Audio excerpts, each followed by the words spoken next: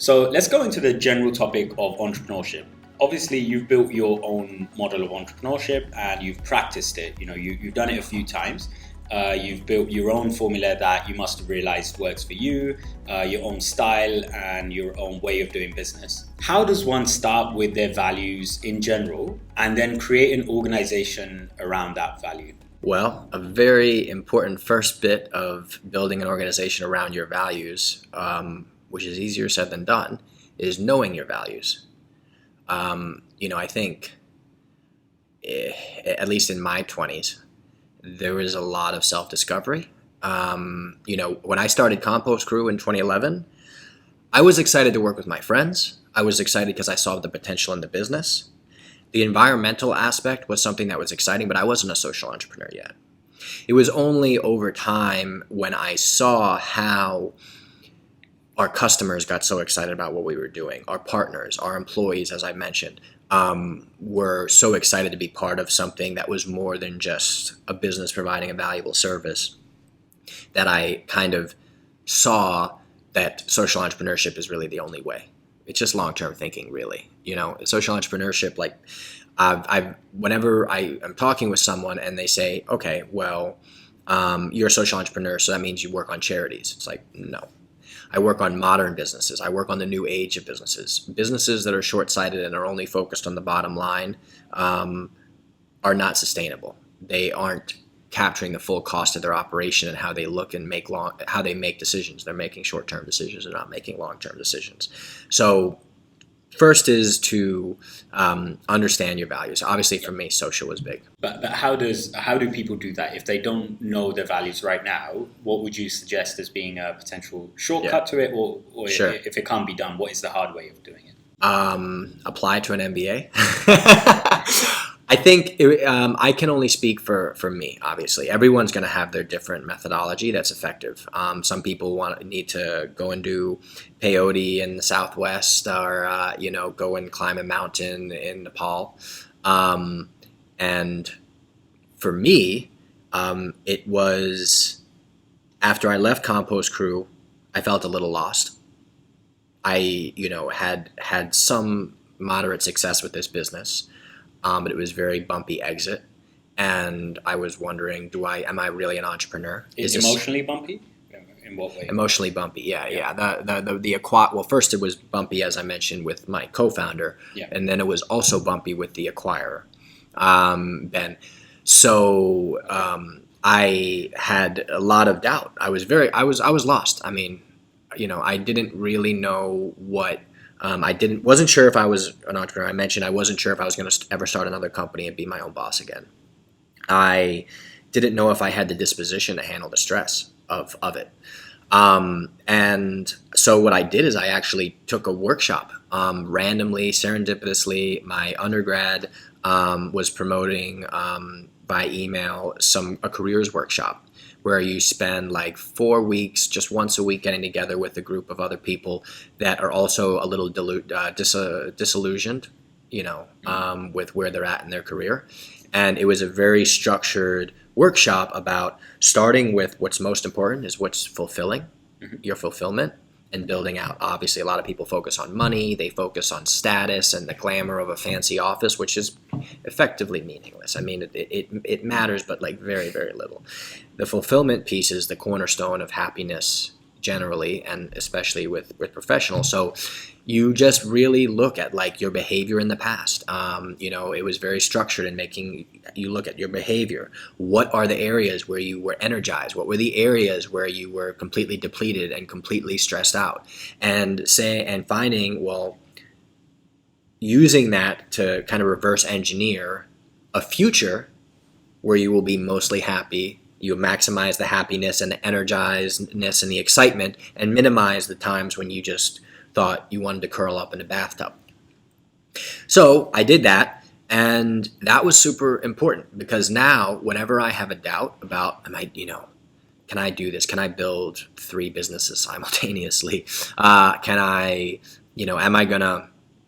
the right person for the role that these people have entrusted me in? I say to myself, like, I've gone through this. I know this is where I want to be. This is what I want to be working on. Failure or great success, I am happy in the moment doing what I'm doing, and I'm going to push forward. Yeah. Now, to your maybe a little bit more the meat of the question, just regards to the value, getting that value to propagate through your business. If you are sure about the values you have, which I was very sure in Compost Crew, that value will flow through. You lead by example. People will, the way you act, the way you are, which you can't really fake much. At least I can't. That flows through. The people see it, and you'll attract the people that are like you, and you'll push out the people that don't vibe with that. Yeah. So it's almost like, as long as you're strong in your convictions and know what your values are, your company will kind of follow. I've seen. Yeah. Would you say that 50% of the effort there is actually realizing that you need to be on that path of discovering your values, or that it even matters? Because I think in today's society of jobs, like most of us, for example, have jobs at large multinational companies, especially MBAs, have had those before. You've worked at Panasonic, for example, you mentioned. And we're sort of driven to believe that somebody else's values should be important to us, or we either align or we don't align to somebody else's values. But quite rarely do we look inside of ourselves and think, what are the values that I want to attract in my life? Therefore, what are the employers that I want in my life? But do you think 50% of that journey that you mentioned is actually realizing that your values are important to you, and how do you reach that? Is that just a matter of luck based on your experiences? It sounds like you had some difficult experiences that placed you in a position where you thought your values are important to you and you want to work around those. You don't want to work for things that do not matter to you. For example, having a nice luxurious office, for example, which I'm sure you will get either way. But do you think you have to realize that the hard way, and there's no shortcut solution to realizing that early on in your life? Yeah, I'm blanking on the book I read this in, but it was an amazing book about like developing your leadership style and yourself personally. And it talked about this idea of crucibles. Crucibles being these life events that are super difficult, but you look back and you grow so much from them. And everyone has them, whether you're an entrepreneur or not. Mm-hmm. And those are the moments I've come to see. It's an unfortunate reality that suffering is one of the only paths to growth. Yeah. So you suffer enough, and like your job is shitty enough, and it forces you to take a hard look at why you're there. I'm trying to think of counter examples, but I can't. Well, again, this is only my anecdotal evidence. But yeah, I think it is. It's about that. I mean, I'm naturally pretty introspective. Like I think a lot. Been told many times too much. So do you think that is a precursor to basically going on to that journey? I agree with that. I've sort of also tended to self-reflect a little bit too much, and that's led me to define my own values and do a lot of the activities that you've mentioned. Yeah. But it did start with self-criticism. Do you think that's also related to a lack of self-love in some way, or something around that? Yeah, I think at least in my opinion, like developing self-love, that's something you earn over time from like the things that you have achieved and the work you push forward, and like building the credibility in yourself of like the actions that you take being, virtuous and in line with your belief of what's right. So yeah, I absolutely think that's right.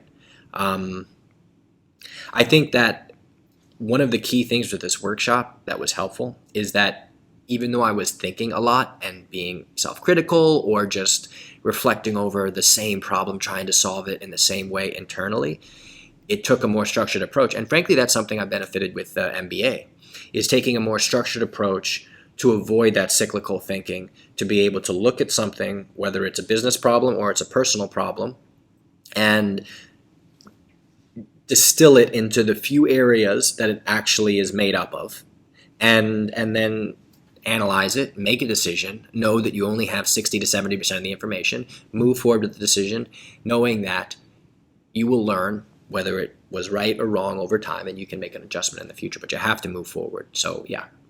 And do you think all of that has to be done before you're successful? because as soon as you start realizing, you have a degree of success, you start involving your ego into things and start thinking that your past will determine your future. Therefore, you should probably follow the same formula. So do you think is that why, you need to do all of this self-discovery when you're young? Sure. Yeah, I mean, first of all, self-discovery is a lifelong process. You'll always look back 10 years and be like, damn, I was an idiot. Like, that's just the way life works. And it's unfortunate reality, but I've accepted it anyways. It's helpful to do some of that hard work in advance, because when you do get that success, it'll mitigate the damage that a lack of self-awareness might cause. But I think another thing that I've kind of come to see is, I mean, I don't think I'm lucky that Compost Crew was successful. I think I was going to push forward and find a way to sign up those customers to pay for our service. That being said, could be a perspective though. You sold a business which a lot of people would count as being successful. Yeah. You successfully sold the business. You successfully found a co-founder that you could build a business with. A lot of these successes, entrepreneurs don't reach most of the times these successes or even exits. Yeah. So in some ways, I can see that as being a success, but maybe you don't. No. I mean, I absolutely do consider it a success. I'm very proud. But my personality, which I'm sure is quite similar to most of my classmates, is you kind of reach the mountaintop and then you see the next peak. Yeah.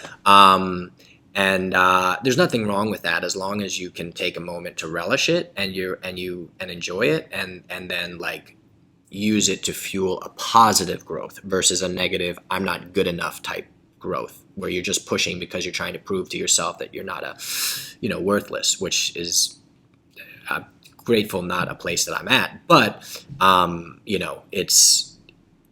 it can be a thin line, the difference between the two. The other thing that I've kind of seen, which in some sense makes it it can be a little defeating, but in another sense it's super empowering, is that a lot of success is based around luck. And so it kind of sucks, right? Because like you and I, we're the kind of people that like, I'm a driver. Like I see the future. I see the potential. We believe our actions are going to lead to the success that we want, and that drives us to create more actions. Yeah, exactly, and completely. And it's a huge factor. Don't get me wrong, but there's also a huge factor of luck. And what that does is allow you to let go a little bit and understand that you're going to push forward. You're going to do the best you can to make this successful, and there's an aspect that there's many aspects beyond your control. So you might as well put one foot forward. I mean, one thing I think that frustrates me and that I see, oftentimes a challenge with some of my friends back at home that were like kind of wannabe entrepreneurs, is they just continue to theorize their business, to plan it, to figure out every perfect thing. They want to answer every single challenge that's going to come at them before they incorporate and get started. And, that's the only way that you're guaranteeing you're going to fail. Yeah. So, yeah. Interesting. Actually, when you open a corporate bank account in the UK, you're asked to create a business plan and share your expected revenues even before you've invested any funds into the business. So I think I personally felt like the system sort of makes you think that's the activities that you need to be doing, and it deviates your mind away from the things that probably really matter. For example, building a relationship with your team, or understanding what your company even stands for, understanding who are the customers that you should be building your product for. Maybe a less experienced person that relies on the system might be misled into thinking that all of those things are highly critical. It's something that I believe for several years that was very, very important for me to get right. Create a document and make a PDF of it, and then and I think that speaks to some cultural differences. And I'm very proud to be an American, and I think when it comes to entrepreneurial culture, we have a very great mindset. Like, go out, move fast, be bold, build things first, focus on all this detailed, like nuanced planning second, and be assertive and again moving forward. Yeah, where do you think that comes from, though? I know it's easier to refer to it as being a cultural thing, but where does it come in your perspective in your life? Is it just a matter of being around other people that have done the same and succeeded from doing that? Good or question. Having role models that have done the same? Yeah, I mean, my dad is an entrepreneur. My grandfather on my dad's side was an entrepreneur. On my mom's side, I have uncles, and I have a lot of family members that are self-made and entrepreneurs. And my dad said he's given me a lot of advice, as dads tend to do. But the two that stuck are marry up, meaning marry a woman smarter than you, which I've done, and start your own business, be your own boss, and that's absolutely resonated. Again, it's not for everyone either, but like it's just, I think also partly a little bit just my disposition. Like I don't like being told what to do. I want to be the one setting the plan and moving things forward. I'm a driver. So it is just a disposition. Yeah. But also my dad was a big influence as well. Okay. Let's talk about people. You mentioned, you've identified, you've been on a long journey of discovering your values. You've become pretty confident around what those are and the sort of activities that are going to drive you to do a better job on entrepreneurship, which you have done, and you want to carry that journey forward.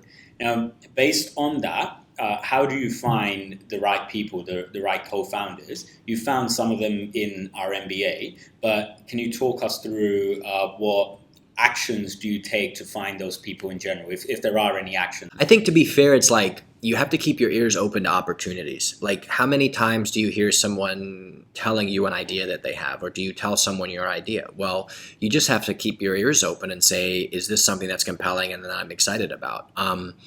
For instance, Invested, the way that happened for me was Brianna and I were out with some other friends in the cohort, and we were walking, I think, from Darbar to Edmonds, I think, St. Edmonds, and we just got to talking. We hadn't really met, but I told her a little bit about my background, and she told me about this kind of vision for Invested and what her past and stuff, and it was like it really resonated with me, and I was like, I want to, at the very least, in my gut, I was like, I want to help Brianna be successful. And ultimately, through a few additional conversations after that, we kind of, realized the best way I could help was to, be the CTO, build the MVP, and support the platform engineering side. So in a way, it was pretty passive. But it was engaging actively with a compelling idea that someone presented to me, which is the same thing that happened with Compost Crew. My co-founder, Brian, was working for a competitor. He was very much more the brown thumb than me. And he said, hey, this guy is doing this in DC proper. I think we could bring it to Montgomery County, which is a suburb of DC. And again, my gut kicked in and said, yeah, I think so too. And so then I put my head down and started driving us forward to actually getting the truck, to getting everything needed that we needed to do set up, and then signing up one customer at a time. So I think that's part of it. And then on the other side, when it's my idea, it's about, I am a bit of a salesperson. Like, I think you have to be, if you want to be the CEO co-founder role, like I have a compelling idea and I tell everyone that will listen to me about it. Some people will be like, oh, that's nice, that's great, this is what I'm working on, and that's fine. Some people will be interested, and it turns out they just want to give you some advice, which is fine, super helpful. And over time, people will gravitate that are interested and want to do it. And then I think probably the key factor of a good co-founder is that they're passionate about the idea, that they see the vision that you see, and they want to move it forward. So you just keep saying what your vision is, and the people that are the right people will gravitate towards that. Yeah. And then you work out the details. Yeah, and I suppose by doing that, you're also passively or indirectly attracting the people that have similar or basically the same values as yourself, or are on the path that is exactly the same or similar path to yourself. Yes, but there's, everyone is different. And so I have co-founders that are working on a business for similar, there's overlap, but they can definitely be different reasons. It's, you do, especially when you're recruiting, have to you're painting the vision, and they have to be in line with the broad vision of the business, but you have to understand what they want out of it. And then you have to create a version of that vision where when you execute, they're hitting their target. They're getting what they wanted out of it. Yeah. So you have to listen to people. Yeah. Now, part of the challenge around that I have found creating any sort of venture in the crypto industry is most people are driven by the value of being completely independent from society, governments, and what they've been taught in the past. So the values are around that independence, which I think also contributes to a lack of sharing, where they might have been sharing to their own benefit. Is there anything you do to get people to share, their vision, for example, with a slightly introverted person who's not comfortable sharing? Is there anything you do to make them comfortable to share what their vision is? You're building trust effectively, right? You want the person to trust you enough that they're willing to sound stupid. I think probably, speaking from where I'm coming from, probably the reason people aren't telling you their vision oftentimes is because they are worried about criticism on it. Yeah. Of course, there's other reasons, like they think it's the best thing that ever happened and the best idea ever, and someone's going to take it, which I think shows more naivety. Yeah. Except a few deep tech exceptions, right, where you're doing patents and stuff. So building trust, and one way you can do that is being open yourself. So being the one that takes the first step, tell them about my vision and what I want to work on, what I have worked on, challenges I've had, being ruthlessly honest about the struggles that I've had. And what I find is when I open up like that, it builds trust, but it also builds my credibility. I have some successes, so oftentimes people then want to share because they're trying to figure out a way for me to be involved, which is a nice place to be. That's. Yeah. But I think you're in a very similar boat. You know what I mean? You talk about what you've done and the successes you've had. Not everyone's going to say, I want to work with this guy or I want to help, but you will get some. It's sales, right? I mean, you talk to 10 people and 1 or 2 people end up having a conversation and one of them, ends up being a co-founder. But at the end of the day, if you find the right co-founder, you only need 1, maybe 2. Yeah. Yeah, and you're set. Thousands of You're set. Yeah, exactly.